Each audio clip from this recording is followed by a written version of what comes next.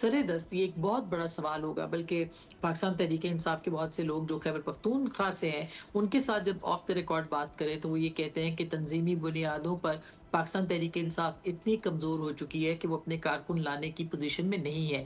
शायद यही वजह है कि ऑपरेशन को बहाना बना के बनाया जा रहा है और निशाना कुछ और है। तो मेरा ख़्याल है कि ये एक देखना होगा कि सोहेल आफरीदी इस पे पूरा उतरेंगे या नहीं उतरेंगे। बहरहाल रियासत के लिए आने वाले दिनों में कोई चैलेंज खड़ा हो सकता है जी। इस मामले के ऊपर। और क्या सोहेल आफरीदी जो हैं वो वाक़ई इमरान खान साहब की रिहाई के लिए एक मैस मोबिलाइज़ेशन जो है वो वहाँ से कर सकते हैं या कोई एक तहरीक की सूरत सामने ला सकते हैं। मेरा ख़्याल है कि मुस्तक़बिल करीब में हुँ, बहुत आसान नहीं होगा पाकिस्तान तहरीक-ए-इंसाफ के लिए कि वो कोई ऐसी मौसर हुँ। तहरीक जो है वो शुरू कर कुछ सके।